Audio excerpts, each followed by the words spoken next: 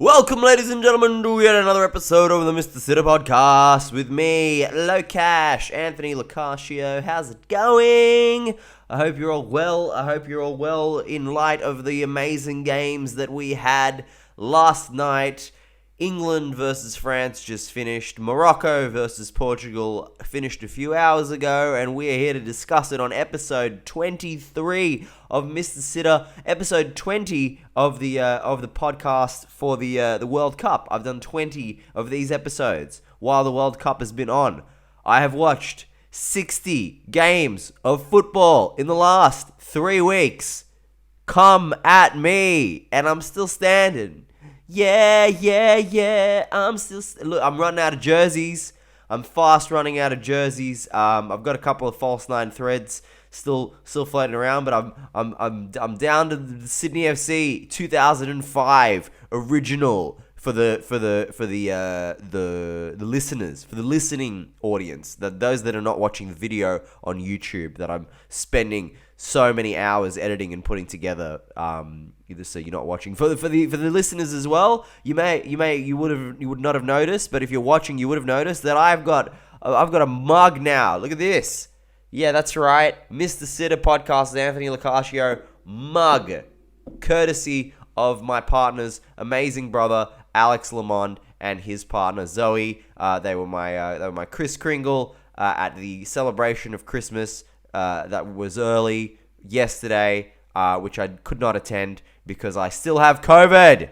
But I'm still watching all these games because I'm the man. Now let's get on with it. Let's get on with what's happened over the last 24 hours. See, I do these podcasts so quick that I barely get to watch the aftermath of the games to be able to provide you with the kind of non-footballing updates, which is a shame, but it doesn't matter because we can get into it the day after. Messi is angry. Messi went straight up to the bench after Argentina won and got fucking in Louis van Gaal's face and said, "You think you're a football savant? You're nothing. All you do is put the big guys on. That's all you do." And then in the middle of the interview, Wout Weghorst walked past him, or Wout Weghorst claims that he went to try and be nice to Messi, and Messi rebuffed him. And then he screamed at Wout Weghorst, "What the fuck are you looking at, bro?" When he was being interviewed. What a time to be alive, and we've got furious Lionel Messi to contend with. I'm going to go ahead and say that angry Lionel Messi is not to be fucked with, and this, if anything, grants Argentina more impetus to go on and win it. If not the conspiracy theory that has been posited by a number of the Portuguese members, but we'll talk about that after we chat about Portugal's game. In other news surrounding the Qatar World Cup, very unfortunately, American journalist Grant Wahl, a guy who has been involved in football for a very long time, in his 40s, passed away while in Qatar. Some kind of respiratory thing. He got sick a few weeks ago and his lungs kind of shut down on him. But there is a lot of kind of conspiracy floating around because he was detained by Qatari officials a couple of weeks ago for wearing a pride flag t-shirt. Are these two things related? It's actually not for me to say because I'm just a comedian talking shit about football. I just thought you should know, and then you can come up with your own decisions. I'm not saying that the Qataris poisoned him or some shit while they had him detained. That's not what I'm saying. I promise you, that's not what I'm saying. Let's move on because there's 2 matches to cover, and I was up for both of them, and I am so thankful that I could get an hour and a bit sleep in between these games because thankfully we didn't have one go to penalties. Yesterday was fucking exhausting. We didn't have one go to penalties, but we did have one crazy result, one fairly kind of predictable result. Let's start with the crazy one. It was the first one. It was, of course, Morocco defeating Portugal by 1-0. They march on.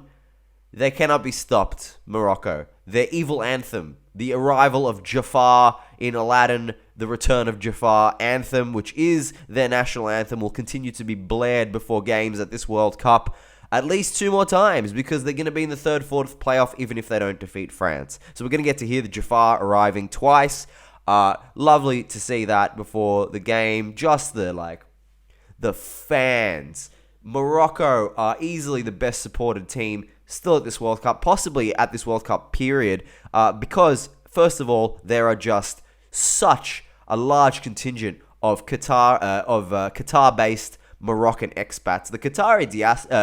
The Moroccan diaspora generally around the world is crazy to the point where I may have mentioned this on one of the earlier podcasts, but the Morocco team has got more like non-Morocco born Moroccans in it than any other national team at this tournament. They've got more guys that are born in France, in Italy, in other countries. Bunu is a Canadian. Bunu was born in Canada, and he may well have represented Canada if Canada had been a viable option, and maybe he would have spared the blushes of Borjan, who gave the ball to who did he give it to in the last game of the group stage? Ziyech, Moroccan.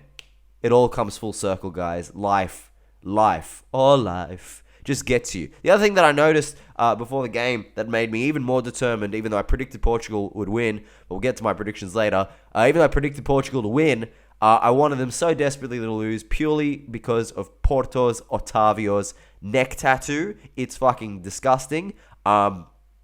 I hate neck tattoos. Anybody that's seen my stand-up comedy will know that I deride them a great deal in my act, and I don't like neck tattoos. And even though I think it's some kind of homage to his wife or his girlfriend or something, it's fucking disgusting. And I'm glad they're eliminated purely because of his neck tattoo. That's right. The other thing that was very, very stark before the game was in the lineup announcements. Stalwarts at the back for Morocco's just miserly defense for this entire tournament, and indeed the entire time that this coach has been in charge. Aguirre, who plays for West Ham, who has not really been a feature for West Ham, but I imagine after the tournament that he's had, they'll be giving him a little bit more of a look in. And of course, Nusayr Mazraoui, formerly of Ajax, currently of Bayern Munich, both injured, both not even in the matchday squad. Big shame to start, and you thought maybe that might affect things. As it turns out, absolutely not. 10 minutes in, you see a beautiful little interplay between Hakimi, Ziyech, and the right-sided central midfielder for Morocco to build the ball up and break the press of Portugal. And you think to yourself, this is not just a defensive team, guys. This is a proper football team with proper football players, and that's why they've been so successful to this point. They're not just catenacciaing their way through the tournament, even though like that seems to be working quite well for them. The first half wasn't very good at all. It was quite the snooze fest, although I don't know if that's an accurate representation of the match or if I am just so fried from COVID, from waking up early in the morning to watch these games, from just watching too many football matches to just not really be able to appreciate the first one that I wake up for. Either way, I didn't think this first half was very good at all until the game was busted wide open when the reserve left back for Morocco, Atiyat Allah, who plays for Wydad AC in Morocco. He came in for Mazraoui. He actually had a really good first half, marauding up and down the left flank. He, who had a relatively good game all round, actually. He played in an amazing cross that was just a little bit too deep for Portugal's goalkeeper Diogo Costa to claim, was gobbled up by Youssef En-Nesyri of Sevilla, who scores his second goal of the tournament. The leap was Cristiano Ronaldo-esque, I dare say. He is the first player to score in two separate tournaments for Morocco, having scored in 2018. He's one hell of a player. Really happy that he scored here. And Morocco went into the half 1-0 up against Portugal on 50 minutes. Fernando Santos bit the bullet, introduced Cristiano Ronaldo. Donning the cape was said by the commentator, none other than Peter Drury, who, no offense to Martin Tyler and Martin Tyler stands, of which I am certainly one, but Peter Drury is the GOAT. He's the best commentator in the game. Donning the cape, he says, in that droll, British, just superlative voice of his. Donning the cape is what he says. Here to rescue Portugal. Unfortunately, it's not what happened, and I couldn't see this as anything other than a mistake on Fernando Santos' part. Him pressing the panic button on 50 minutes, knowing that had he waited any longer and Portugal lost, that the press and Ronaldo and people around him would have said, well, if you had introduced Ronaldo earlier, maybe he would have saved us. He didn't, and it was a bad decision because their fluidity suffered, as it always does when Ronaldo was on, and they weren't as much of an attacking threat other than a few moments of individual brilliance, the likes of which we'll get to later. On 57 minutes, Romain Saiss, the captain, played for Besiktas, you guys might remember him from Wolves, he gets stretchered off Big shame for Morocco because he's been an absolute monster at the back to the point where he injured his knee quite badly against in the last game against Spain. Played on anyway, and had to be. I think he got taken off just before penalties. He played 57 minutes here, got stretched off. Hopefully he's okay. Because they need him badly. It's now 3 out of 4 starting defenders in the back four for Morocco that are injured. These guys are sacrificing everything. Ziyech had a little bit of a scare around 70 minutes, but he was okay. Managed to finish the game. On 73 minutes, Portugal were pressing, and I just couldn't help but thinking, please don't score. Not just because I wanted this amazing underdog tale of Morocco to continue, but mostly because I didn't have the energy to do another fucking extra time and penalties. But thankfully, they didn't do it. On 75 minutes, Chidira, who is Italian. He's Italian born and raised. He's played all of his career in Serie B, Serie C. He's the big kind of footy player looking dude who made that amazing run against Spain where he just like kept going and going and going and just forgot to shoot. He had another situation where he flicked the ball over one of the defenders' heads, chested it, looked to volley it, and the volley got intercepted. Had he scored that goal of the tournament, that would have easily knocked out Portugal on the spot, would have been goal of the tournament. As it were, it was not a very good afternoon for Chidira anyway. On 82 minutes, in the 82nd minute, João Felix dribbled 2 guys, hit this amazing shot that was parried by Bunu in what might just be save of the tournament as far as I'm concerned. This is what I'm talking about, that Portugal, as soon as Ronaldo was introduced, were basically relying on individual moments of brilliance to the point where there was a counter-attack that was seized on by Ronaldo himself. Ronaldo, maybe a year ago, maybe 2 years ago, I don't know when, maybe even before Man United flogged him, he would have scored this chance. As it were, he kicked it kind of right at Bunu, and it was the last chance that Portugal would have. Chidira, moments later, got his second yellow, having come on like 13 minutes earlier, sent off.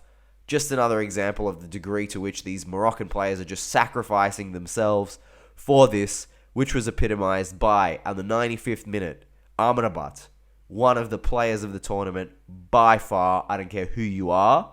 Amrabat battled Rafael Leao, who took the ball deep down the left flank towards the corner flag. He battled him. He took the ball off him. He beat one player. He beat another player. And then he played a beautiful, progressive, line-breaking pass straight through, which almost caused the Morocco counter-attack and which totally disrupted Portugal's last attack. And that was it. They beat him. Against all odds, Morocco are the first African team in history to make the semi-finals of a World Cup.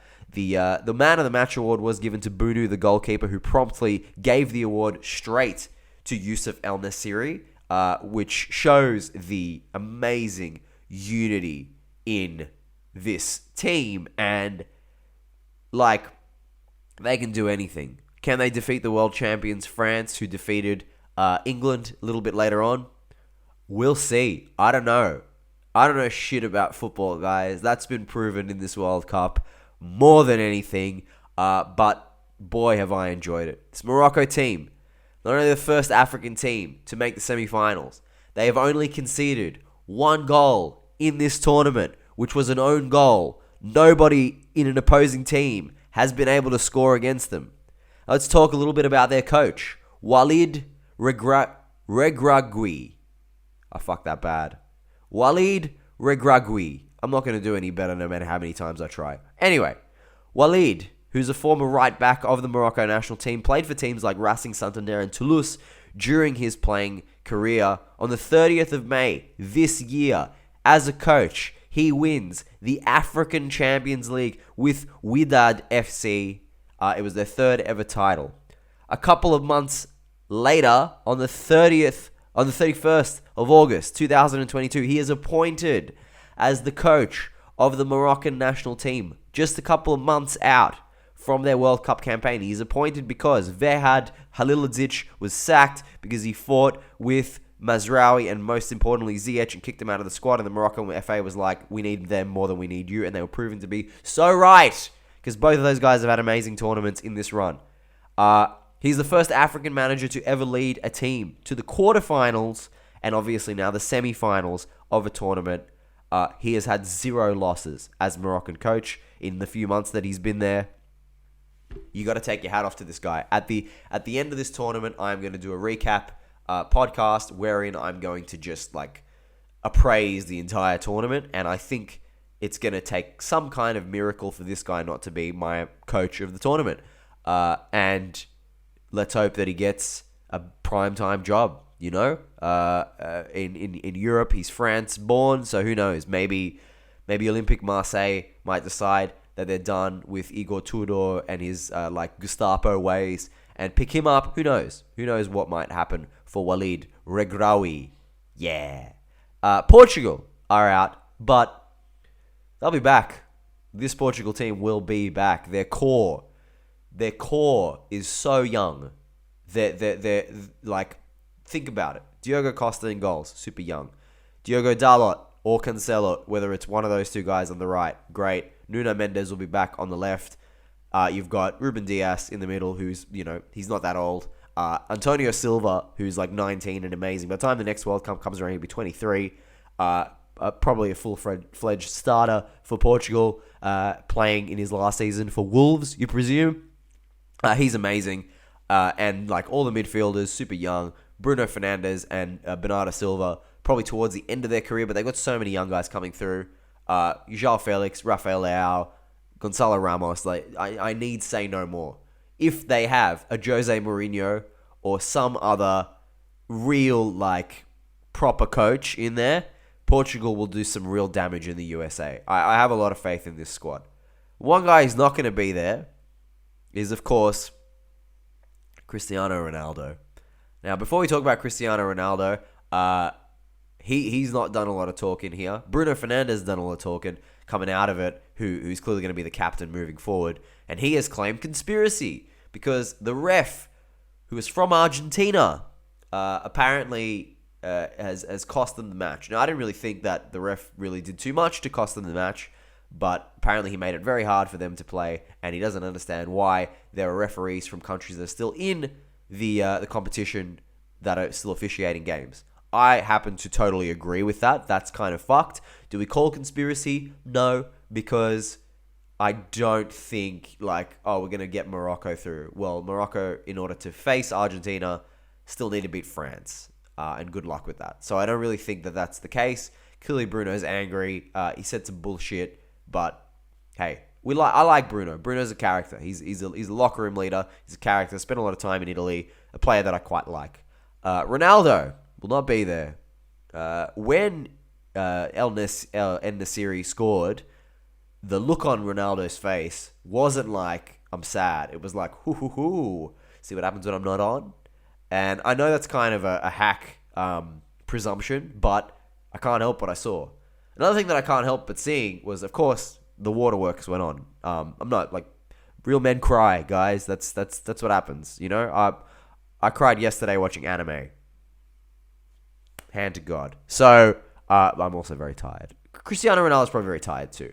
Anyway, he's crying. I've been watching this guy cry for 20 years. He cried when Juve got knocked out of the Champions League against Porto a few years ago. He's cried when Real Madrid got knocked out of the Champions League. He cried when Manchester United didn't win the Premier League. He cried when Greece knocked him out in 2004. He's a crier. He's an emotional guy. Fair enough. But when he was walking down the tunnel by himself, I don't know if it's the Botox that he's just injected way too much of, but he was covering his face, and as he was crying, it looked like he was smiling. It looked like he was laughing. It genuinely looked like he was laughing when he was walking down the tunnel, and I can't help but wonder, has this broken Cristiano Ronaldo? Are we about to see the Joker phase of his career? Is he about to go on Piers Morgan with full makeup and a purple suit, tell him you get what you fucking deserve, and then blow Piers Morgan's brains out, ironically making him more popular than he's ever been in his entire career? Watch this space, guys. The Cristiano watch never ends. Where this man is going to be playing his club football in about a month's time, we also don't know. So the mystery around Ronaldo keeps going, but let's hope that Lionel Messi wins the World Cup just to shut him the fuck up. But I think Lionel Messi making the semi-finals while he only made the quarterfinals while not even featuring, while Messi basically dragged Argentina through this tournament, is enough evidence that Messi was always just a step ahead. The second game was actually quite a firecracker, wasn't it? 2-1, France beating England. I enjoyed it purely for the drama. The football was really good in patches. Martin Tyler. Is he the GOAT? Is Peter Drury the GOAT? It's one of those two. 1A, 1B. Martin Tyler's amazing. Martin Tyler actually claimed, and I believe him, that he was present for both previous World Cup meetings of France and England. The first of which took place in 1966. He was there as a student, where England defeated France en route to winning their maiden and only World Cup. And then he was there in 1982 as a commentator. That's how old this guy is. That's how much of a fucking bona fide legend Martin Tyler is. He was there for both of those matches, and why the fuck wouldn't he be? Couldn't help but notice as well, before the match, a lot of close-ups on, they've had the legends, the representatives, in the stands. They're sitting on those weird couches. Gianni Infantino in his suit and his weird fucking sneakers was not there, but you've seen Cafu, Roberto Carlos, and Ronaldo. You've seen Kaká, a lot of Brazilians, and then you get David Beckham was obviously there for the England game. David Beckham copped a lot of flack for purporting to be this great humanitarian and then accepting all this money to be an ambassador for Qatar. I'm not one to say, don't get your money how you got to get your money, bro. But I do think that Beckham accepting this Qatari ambassadorship is a very unsubtle way of putting to bed those late 90s, early 2000s gay rumors. There's no better way to say, hey guys, I'm not gay. How could I possibly be gay? I am representing this nation that kills gay people, so I'm obviously not gay. Cool, Beckham. Cool, bro. Enjoy England going home, because they lost. I don't know if they should have lost. France rode their luck, but football, especially at this level, especially this deep in the tournament, is a game of moments. And France took advantage of their moments. And they almost had a great moment very early on. A cross came in. I believe it was Theo put a cross in for Giroud, who attempted a scorpion kick, just like he did in 2017 to win the Puskás Award against Crystal Palace for Arsenal. One of the best goals I've ever seen in my life. He tried it again. Flick over the head, ankle. Didn't come off, unfortunately, but it wouldn't be the end of his night. Oh, no. A couple of minutes later, Aurélien Tchouameni scores an absolute blockbuster pile driver of a shot in the bottom left-hand corner. Nothing Jordan Pickford could do to save it, to put France 1-0 up. Now, I'm going to go ahead and say that this might well be goal of the tournament. I know technically, in terms of technical skill, power, pace, it may not be. I heard a lot of people say that Wout Weghorst's goal could have been considered goal of the tournament for the audacity of it. I would be more inclined to agree with that. This one counts for a couple of reasons. Number one, quarterfinal of the World Cup against England, grudge match early on, audacity, power, technique, the whole lot. Yes. Number two, Aurélien Tchouameni has just signed for Real Madrid. He's only played a half season for Real Madrid, having played only for Monaco, barely featured in the Champions League, super duper young, still he's 23, and this is a big way to announce yourself. Second of all, consider the shoes this guy is filling. Paul Pogba basically was France's best player when they won the World Cup in 2018. I don't think that's a big stretch to say. He has come in to play the Pogba role, and he has done it with aplomb. Pogba, who France are all saying, and if France go on to win this World Cup, you're going to be remembering the name of Tchouameni, who I said in my preview yesterday, he's better than Bellingham at this point, and I'm not saying that this proves it, but Bellingham didn't score. Bellingham came close, though. We'll chat about that in a sec. He was, of course, set up by none other than Antoine Griezmann. Antoine Griezmann has been one of France's most important players. He is basically the creative fulcrum of the entire team. He wasn't that great in this game because England got their tactics right and basically had Declan Rice.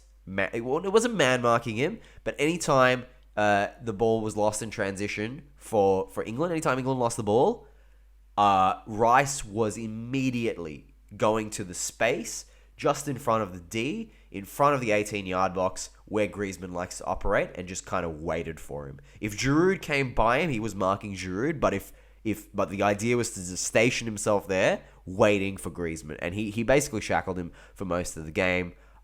Kane was really good today. He missed the all-important penalty. The pressure on him must have been immense. You feel for Harry Kane. He's a wonderful, wonderful player. and he played great today. He gave Upamecano a rough ride. I don't know why Upamecano's playing. Upamecano was real shaky in this game. I don't know why he plays over Konate. Can somebody explain that to me? Is it because Upamecano, is he left-footed? Is that why they want to play a left-footer next to Rafael Varane? I can't think of any other reason why Konate wouldn't be playing ahead of him. Konate was excellent in Varane's absence, and I think he's an all-round better player. So somebody tell me in the comments why Konate isn't playing. Anyway, there was a penalty shout a couple of minutes later. Upamecano, big foul on Harry Kane. I don't know why it wasn't given, but it wasn't given. There's just a little extra piece of evidence as to why Upamecano was a bit out of his depth in this game. Second half started. Bellingham took this amazing snapshot on the volley, closer than Tchouaméni, but a more difficult shot to take, which was parried by an amazing save from Hugo Lloris. And that could have been the moment for Bellingham. It wasn't. He's going to have so many moments in his career. We don't need to talk about Bellingham anymore. Upamecano, moments later, was totally robbed by Harry Kane. Totally shaky the whole game. I don't think they should play him against Morocco, but what do I know? I'm not Didier Deschamps, and I keep getting my predictions wrong because I know nothing about football. No football IQ. Hashtag raise your daughters. Tchouaméni, moments later, foul on Saka, the first penalty of the game, in the box. Bit harsh, but Saka was good. Saka was really good today. He was weaving in and out of challenges, drawing a lot of fouls. He's a great player, Bukayo Saka. And then Kane did the Kane penalty, smashed it into the left. Commentators are saying, Hugo Lloris is one of Kane's good friends. They played together for a decade. He knows all of his penalty tricks from training. It's like, yeah, okay. But Harry Kane is one of the most reliable penalty takers in the world. And, like, the degree to which Hugo Lloris knows Harry Kane's tricks, Harry Kane knows all of Hugo Lloris's tricks too. Like, it's a dead rubber. And it proved to be, like, Harry Kane missed the penalty, and maybe that was mentally because he knew that Hugo Lloris knew his tricks. But it wasn't like Lloris saved his penalty, you know? So I don't put too much stock in that. Nonetheless, moments later, we were handed an answer to the big can Kyle Walker catch Kylian Mbappe question. Kylian Mbappe absolutely skinned him. That debate is put to bed. France really started to step it up. Now, I wrote in the group chat to my friends, which, by the way, I don't know if anybody's watching SBS on demand as opposed to SBS like on TV, but if you're watching on demand like I am, we're about a whole minute behind SBS on demand, which means SBS normal, which means we're a whole minute behind the actual match itself. So don't go the fuck on Instagram, don't go on live score, and don't go to any group chats if you got mouthy, spoiler-free, spoiler monger friends like I do, okay? If you're watching on SBS on demand, just a heads up. Anyway, I said in the group chat that all of us were going for England. I don't think anybody other than the French was going for France, purely because I just want something new. I want there to be a new winner. Now, I can't guarantee there isn't going to be a back-to-back World Cup winner in France, and that would be sad. That would be sad. That would make France the big heel. You know, that would be France is the Triple H reign of terror in the early 2000s. You know, that's a second Triple H reference in 2 days, guys. Oh yeah, this is a wrestling podcast now.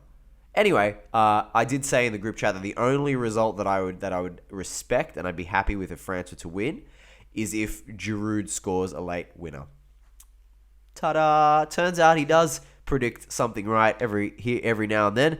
Giroud scores a massive header, a little deflection off Harry Maguire to put France 2-1 up off a Theo Hernandez. Delicious cross. Delicious. You don't get those kind of crosses from Lucas Hernandez. I'll tell you that for free. Theo Hernandez went from the hero to the villain moments later when he pretty much rugby tackled Mason Mount in the box.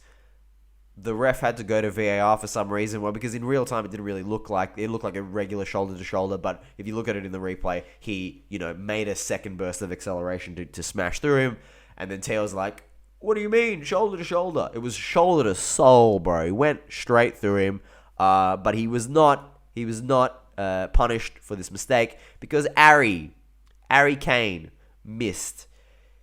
Mark Bosnich said on the post-match discussion that it might have been because when you keep it, like Harry Kane's a head-down penalty taker, and when you keep your head down, you are using your peripheral vision to check for where the keeper's going to go. and he might have seen Lloris move to the side that he was planning to shoot down, and then realized that he had to put his head a little bit up and shoot high so that Lloris, wouldn't get to it, and that's why he skied over the bar. Big shame. I was really, really hoping that he would score. Big shame. England lose. England don't go through effectively because of that. The camera immediately cut to the chubbiest, quite cute, but also most British-looking child I've ever seen in my life. He looked like a scone. He looked like a human personification of a scone. He looked like he had every copy of Doctor Who from the start to the latest edition in his backpack. He was crying. I felt so bad for him, but they did continuously replay because they continuously replayed the miss, and I guess the footage is tethered together.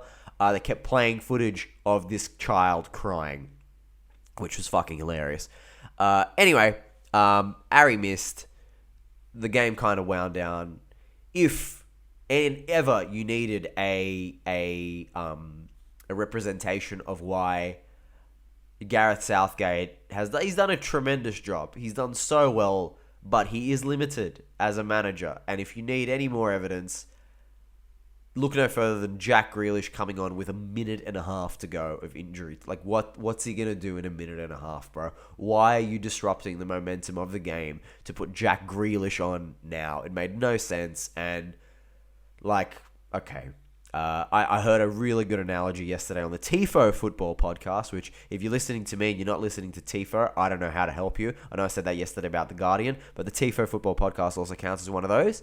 That managers generally look at their substitutes like spices when they're cooking. This is a phenomenal analogy. They look at their substitutes like spices when they're cooking, and Gareth Southgate is the kind of guy who will stick to a recipe. And you think to yourself sometimes, hey bro, your food's burning. You may want to try and save this recipe at some point. Totally, exactly on point for Gareth Southgate. I think this is going to be his last match in charge, and I would be very surprised if within a couple of days England don't announce that Steven Gerrard has taken over as the manager of England. Mark my words, you heard it here first. Anyway, there was a chance for Rashford to take a free kick very close in the last few seconds. You wondered if they were going to do a Holland and try and play the ball through, but of course, Rashford's shot was a decently struck free kick, but it was too close, and he couldn't get enough dip on it, and that was the end. France are through, and they meet Morocco in the next round. I can't fucking wait, man. I've watched a lot of football. I've watched 60 games of football in the last 3 months, and somehow I am... And not somehow. I mean, it's the nitty gritty point of the World Cup. So we're here. This is where things matter, and I'm excited. I'm excited for the remaining 4 games, even the third, fourth playoff. Who gives a fuck? Let's do it. France take on Morocco, and then earlier than that, it is of course Croatia taking on Argentina. 2 sleeps we have until those games, and then Wednesday sees the first game, which is the Argies versus the Bargies in Croatia. Croatia, Morocco final, do we hear? Is that what we want? Who says no? Who says no to a Morocco-Croatia? Definitely a first-time winner of the World Cup final. I think Lionel Messi and Kylian Mbappe may say no. We'll see. I don't even think I'm going to do predictions. Because frankly... Me doing the prediction... First of all, I got every single one wrong for the semi-final progression. I thought it was going to be Brazil, Netherlands, and England versus Portugal. I was wrong for all of them. So, who cares? Anybody that's betting on the back of my predictions, you're a fucking moron. I'm a comedian. But, I think I've established on this podcast, even though I do say it with a bit of tongue-in-cheek, I know my shit, guys. Anywho, I don't think I'm going to do predictions solely for the purpose of it skewing my enjoyment. I have naturally supported all of the teams that I have tipped, except in this morning's case when Morocco were winning, I'm like, fuck yeah. But I think I'd given up on my whole predictions being true by this point. But during the group phase, I found myself going for Germany in certain games because of predictions. That ain't going to cut it. That ain't going to fly. I ain't going for Germany for no reason. And I don't want to put that kind of pressure on the games because I want to be able to enjoy it as a neutral, as opposed to, like, I've had a dog in every single fight because I've gone for the team that I've predicted. Having said that, that's been kind of fun. It's kept me awake, and it's kept me caring. So maybe that's going to happen. I don't know. I have 2 days to make the decision. I'm probably going to rest my COVID off tomorrow, and then I'm going to do a preview podcast on Tuesday, or wherever you're listening, the day before, in the lead up to the first round, and we'll go from there. And then I'll do a pod after each of the next. There'll be. I think all of the matches are separate, so there'll be at least 5 more episodes before the recap episode, and then the episodes will go back to weekly, and they'll be great, and you'll hang around because you like me. And if you like me enough, and you like this podcast, I'm going to make more of these mugs, and you can buy a mug. Or maybe I'll do t-shirts, or maybe I'll do hats, or maybe I'll do little cravats. Mr. Sitter Podcast cravats. Who knows? Maybe I'll sell little pop vinyl toys like this Vegeta here of me, a pop vinyl of Anthony, the Mr. Sitter Podcast, wearing False 9 Threads t-shirt. It'd be like a double promo thing. Who knows? Who knows what might eventuate? If you keep following, keep supporting the way you have been, I really appreciate it. Like and subscribe to the YouTube and to all of the stuff on the iTunes. You can leave comments on the Instagram post. You can leave comments on the YouTube. You can leave me nice reviews on iTunes. That would be fun. You can tell all of your friends that this is the podcast to listen to for your follow along in this World Cup. He's really funny and really passionate and really knowledgeable. What more do you need? And the odd pop culture reference to wrestling and Dragon Ball Z and all of the things that us pop culture nerds like more than we should. You can do that. You can raise your daughters, and you can be cool.